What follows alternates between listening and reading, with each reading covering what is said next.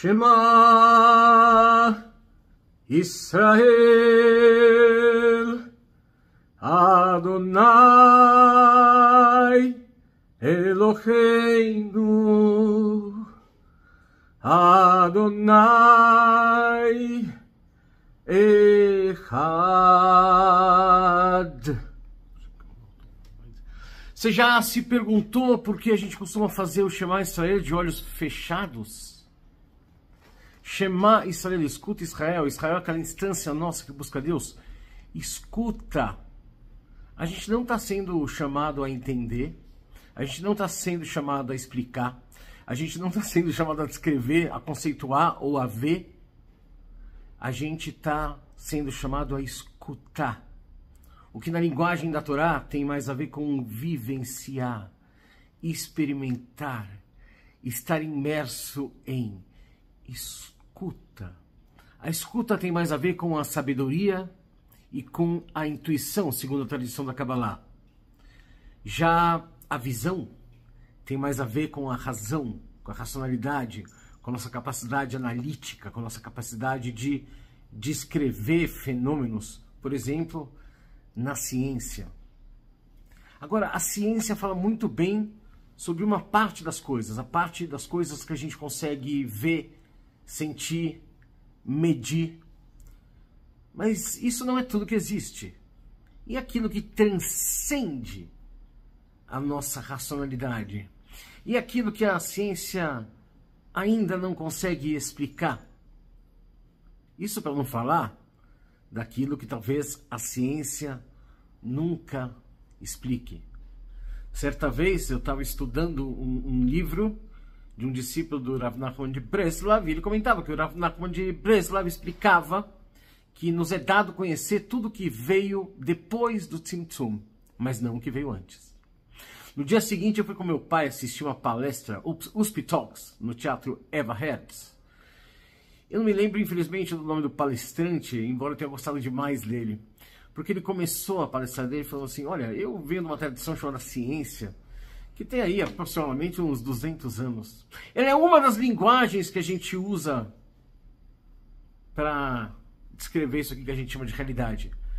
Eu vou descrever segundo a ciência, isso ele falando. Mas é importante que vocês saibam que existem outras. Ou seja, ele estava falando que além do objetivismo, da objetividade, existe a subjetividade. Existe também a ética. Além de tudo aquilo que a gente consegue ver, medir, sentir, existe aquilo que transcende os nossos sentidos e a nossa razão. Para Kabbalah, essa é a vida em si. Essa é a realidade em si.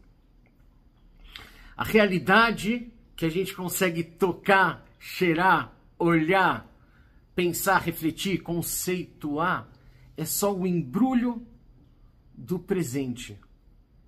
Ela embrulha o que há de mais sagrado.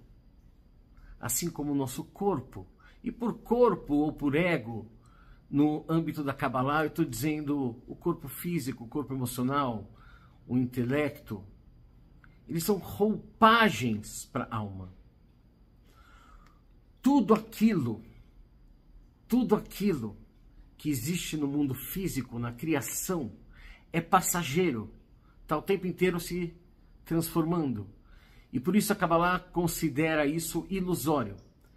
Imagina que fomos almas que vamos vestindo pedaços da fisicalidade, e conforme a gente vai enxergando isso com os nossos sentidos limitados, a gente às vezes para de perceber que nós somos a alma por trás daquele manto, por trás daquela coberta.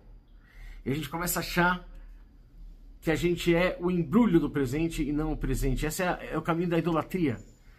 A gente começa a adorar objetos, circunstâncias, coisas, pessoas, em vez de entender que o grande barato da vida, que o grande esplendor da vida está por trás dessa roupagem.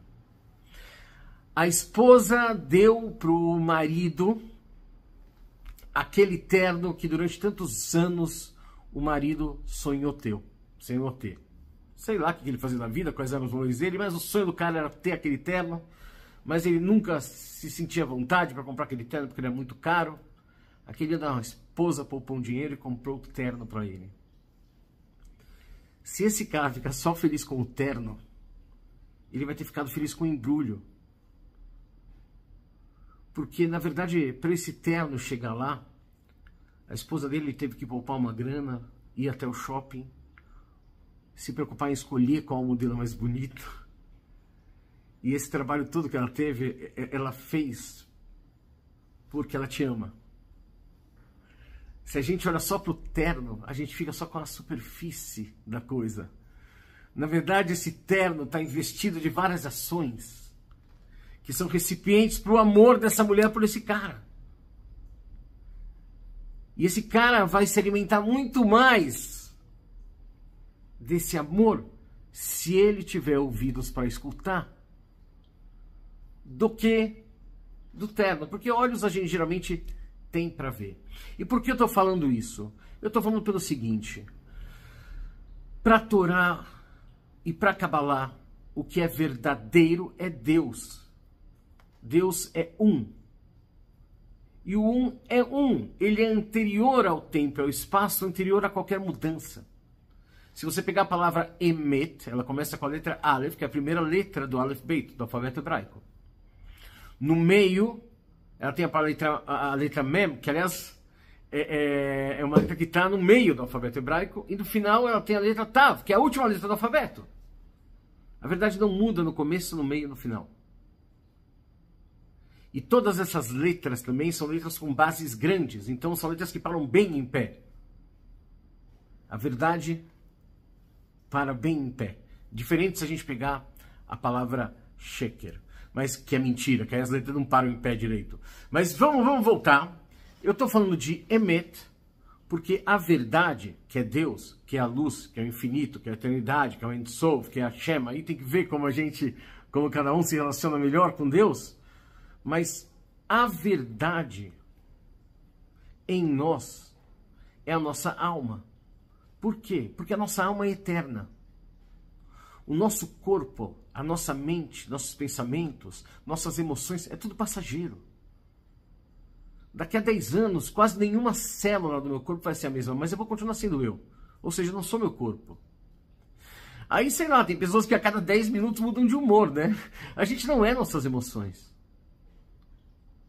A gente é a instância que lida com as nossas emoções. A gente é a instância que lida com o nosso corpo. E a gente também não é nossos pensamentos. A gente é aquele observador que pode até aprender a direcionar os pensamentos com algum grau de atenção, presença e esforço. O que eu estou falando, você já sabe. Nós somos uma alma em um corpo e não o contrário. A nossa verdade está na alma. A gente é uma alma, a vida é uma jornada da alma, de nós, a alma. E a gente vem para a dualidade, o que é muito difícil para a gente. Imagina, a gente está lá juntinho de Deus, a gente encarna. Mas aqui na dualidade a gente pode fazer uma coisa que lá juntinho de Deus a gente não pode. Isso é crescer e se transformar. Quando a nossa alma vem para a dualidade, ela sente saudade de casa. Por que ela sente saudade de casa? Porque casa para ela é Deus. Casa para ela é a unidade. E ela vem aqui para a dualidade. Na unidade só existe bem.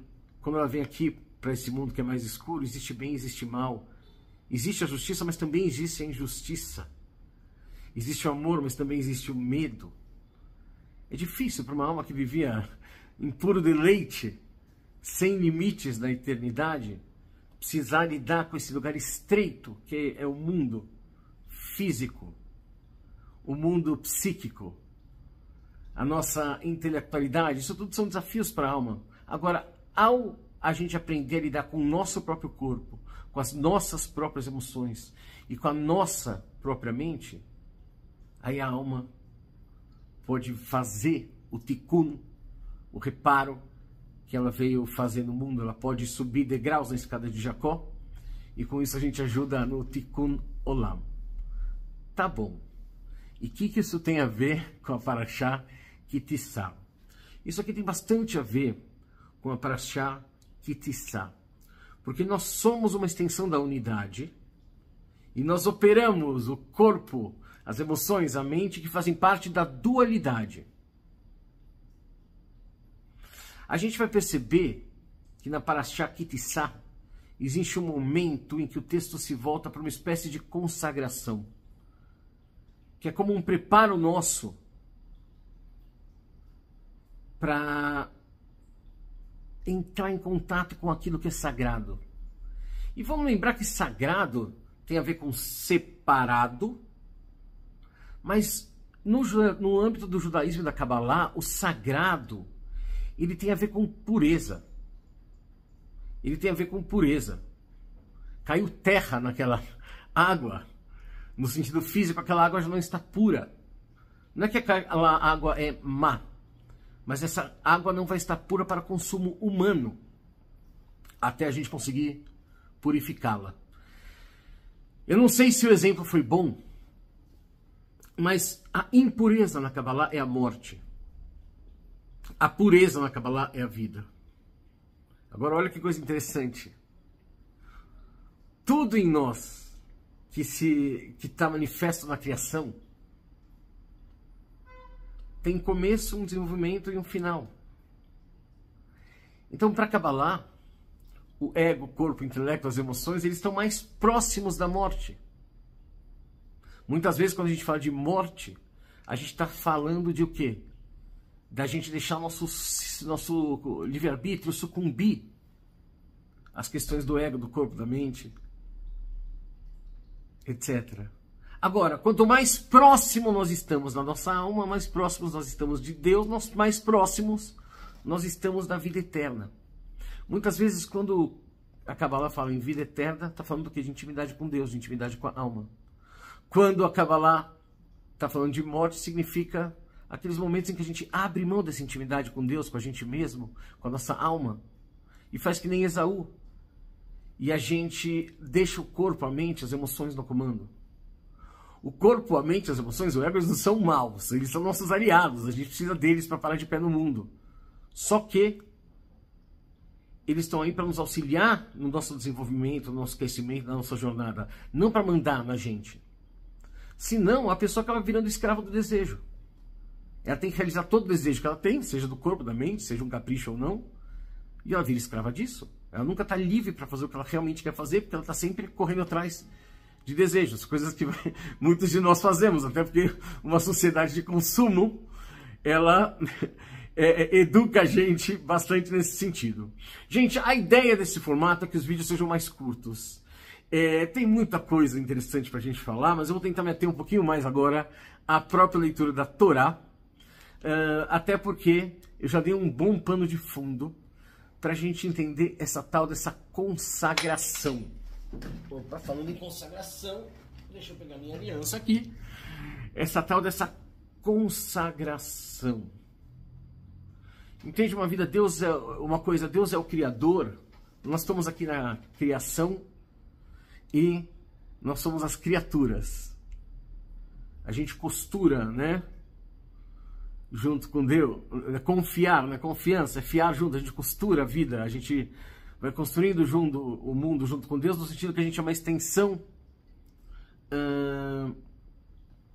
de Deus.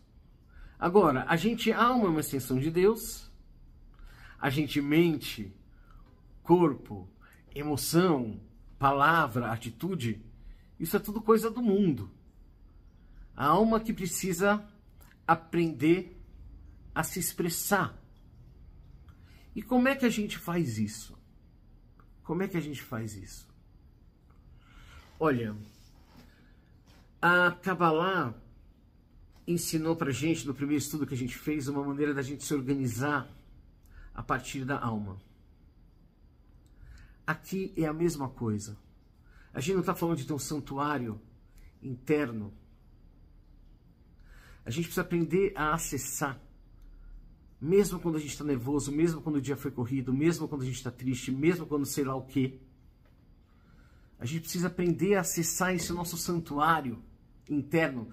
Porque o mal, ele nunca vem pela alma. O mal ou ele vem pelo corpo, ou vem pela mente, ou vem pelas emoções, ou pela palavra, mas não vem pela alma. Então a gente precisa aprender a acessar em nós o nosso santuário interno. E aí existe uma coisa que é muito importante, que é o momento da consagração.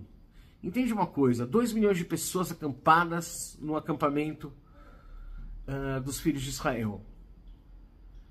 No centro desse acampamento, já mostrando a importância, tinha uma quadra cercada, onde só entravam Leviim e Kohanim, que eram dedicados à reza. Ou seja, já era um lugar que você percebia uma santidade maior, os caras estavam de branco, era fechadinho, ficava no centro. Só que no centro disso ainda tinha o santo, que aí só os Kohanim entravam. E dentro do santo ainda tinha o santo dos santos, que é onde habitava Deus, que aí a mesma Kohen da Gadol só entrava uma vez ao ano. A consagração é feita de várias maneiras na Torá. A consagração ela é feita pelo lavatório. A água, né? Que nem quando você acorda de manhã. Você acorda de manhã, sua alma volta, mas enquanto a sua alma estava nas alturas, é como se fosse algo de uma morte. Então a gente lava a mão de manhã. A gente não fala que morte é impuro, é porque o nosso corpo acorda mais impuro. Então por isso a gente lava a mão de manhã. E lavar a mão tem um sentido parecido com o sentido do mikveh, o banho de imersão. E esse é um segredo cabalístico, eu costumo ensinar isso quando a gente estuda os 72 nomes de Deus, mas aqui é bastante pertinente. Nosso corpo é formado de água. Água é Hesed na Kabbalah, amor. E quando a gente entra em água pura, da chuva, do mar, de cachoeira, no mikveh, a gente também está cercado por água pura, amor. A gente vira um conduíte para o amor que está dentro e o amor que está fora. A gente é transformado por água com água. Por isso que muita gente associa o mikveh à renascença, ou à descarga, ou a mudar de fase. Se você nunca fez mikveh, eu recomendo. Faça mikveh, é legal. Agora, você pode falar, beleza, Pinhas, mas será que cada vez que eu vou rezar eu vou fazer mikveh? Será que cada vez que eu vou rezar eu vou lavar a mão? Gente, olha só, no Mishkan, outros tempos, outras pessoas, tinha muito mais que isso. Tinha os sacrifícios, aí tinha o lavatório, esse sinal de pureza. Aí lá dentro do santo, tinha o incenso. O incenso está ligado à sabedoria, está ligado à intuição. Né? Percebe que na hora da reza, na hora de falar com Deus, não está falando tanto da razão. Está falando mais da sabedoria, da intuição, da escuta. Tinha a unção com óleo. Aí você pode falar assim, poxa, mas isso era a gente no deserto, enquanto a gente tinha aquele Mishkan móvel. É verdade. Mas, por exemplo, se pegar uns 200 anos atrás, assim, no leste da Europa, as pessoas, sei lá, tinham rezas que duravam 2 horas, elas chegavam 3 horas antes para meditar. Olha que coisa, elas ficavam meditando para chegar num estágio de vibração, para chegar num nível espiritual, para aí sim poder rezar. Aí você pode falar, cara, eu estou dizendo que eu às vezes não tenho nem para lavar a mão direito, muito menos para ir no mikveh, menos ainda para ficar me preparando 3 horas para fazer uma reza de 2 horas. Então vamos entender qual que é o sentido disso? Primeira coisa, é bom fazer mikveh? É ótimo. Eu não estou falando para ninguém substituir o mikveh. É bom meditar 3 horas? É maravilhoso. Eu não estou falando para ninguém deixar de meditar, mas eu estou falando que às vezes na nossa vida cotidiana a gente corre tanto que a gente esquece do tempo da consagração. E o tempo da consagração muda tudo. Eu espero que o exemplo que eu vou dar agora não seja muito ruim. Até porque eu não sei falar as datas, não sei falar os nomes. Apenas um amigo me contou, eu achei tão bom esse exemplo. É um exemplo que vem dos esportes. Vamos ver se ele funciona para Kabbalah. Mas teve alguma Copa, que eu não vou me atrever a dizer qual Copa do Mundo foi aquela, em que a Hungria começou a ir muito bem. E a Hungria nunca teve uma grande seleção de futebol. E aí as pessoas começaram a perceber que os jogadores da Hungria entravam 15 minutos antes dos seus adversários em campos e ficavam fazendo uns movimentos esquisitos. Bom, o fato é que o pessoal, o time da Hungria, eles iam para o campo, começavam a se alongar, começavam a se aquecer. Não era costume os times de futebol se aquecerem na época.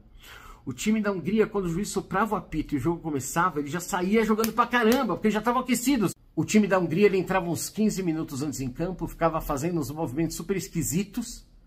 Agora, quando o juiz soprava o apito, eles já estavam aquecidos, eles já faziam logo 1, 2 gols. Embora não fosse um time brilhante, eles conseguiram ir muito longe na Copa. Olha, eu não sei se a história é exatamente assim, mas deu para entender o conceito. É muito interessante que na hora da gente rezar, a gente tem um momento de consagração. E eu entendo que a gente não tem 3 horas antes para chegar na sinagoga, nem tem como fazer mikve, nem tem, às vezes, como arrumar a casa inteira e deixar tudo tinindo e tomar um banho e ficar, agora eu vou rezar.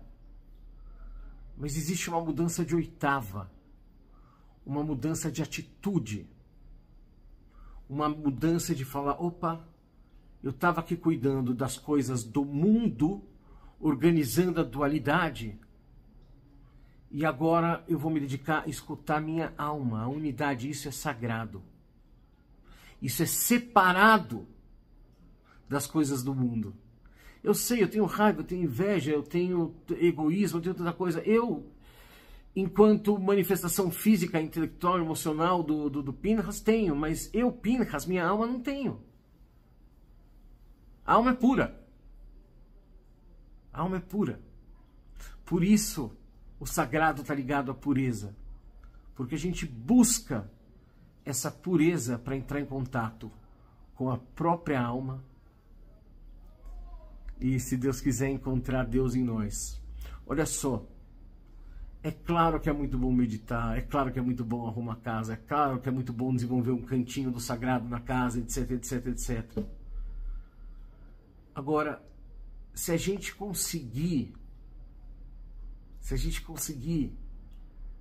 pelo menos fazer esse gesto do Shema Israel, em que a gente fecha os olhos para escutar a alma, se a gente conseguir fazer isso antes de rezar, se a gente conseguir fazer isso antes de se dirigir a Deus, se a gente conseguir fazer isso para se escutar, já vai ser um belo avanço na nossa jornada. Então, esse vídeo já está ficando um pouquinho mais longo, mas está tudo bem, né? A ideia aqui é fazer vídeos curtos, a gente vai se acostumando a isso. Queria só passar 2 exercícios muito simples. O mais difícil desses exercícios é lembrar de fazê-los. O primeiro exercício: antes de comer ou beber, sempre que você lembrar, agradeça a existência e repara como o fato de você agradecer gera uma mudança de percepção e de atitude em você, e isso muda o seu desfrute da água, do beijo, da comida, do abraço, do filme. Quando você sintoniza com o sentimento de gratidão, o seu proveito muda. Você pode até tender a comer mais devagar, se você agradecer antes de comer. Então o primeiro exercício é tentar agradecer antes de tudo que for comer ou beber. Quem não está acostumado, costuma esquecer. Mas se você puder, tenta fazer. Faz uma semana, vê como você se sente, mas faz. Ah, não consigo, eu vou fazer só no almoço. Beleza, faça só no almoço, mas faça. Experimenta. Muito mais legal do que eu ficar falando aqui é você ver o efeito que isso tem na tua vida, né? Então, o primeiro exercício é esse de agradecer. Agradecer antes de chegar numa reunião, agradecer antes de levar o filho para a escola, agradecer antes de beber, agradecer antes de comer. Mas, para você não ficar louco, foca na bebida e na comida, por enquanto. Toda vez essa semana que você for comer alguma coisa ou beber alguma coisa, você vai fazer o possível para se lembrar de agradecer. E depois, se você gostar dessa prática, tem como estender ela. Gente, agradecer, se não for só da boca para fora, se for com vontade, dá um up na vida mesmo. Agora, o segundo exercício é o seguinte: antes de rezar, permita-se o tempo interno, mesmo que o tempo físico seja 1 segundo, 5 segundos, 10 segundos, permita-se o tempo interno da consagração. Shema. Sabe, assim você para, concentra. E aí sim, mas permita-se o tempo de se separar um pouquinho do tempo e espaço para se conectar com o indizível que habita em você, que habita em todos nós, para se conectar com a essência da sua alma, que está diretamente conectada a Deus. Olha só, próximo estudo a gente vai falar sobre o bezerro de ouro. É bem importante. Até lá, forte abraço e shalom!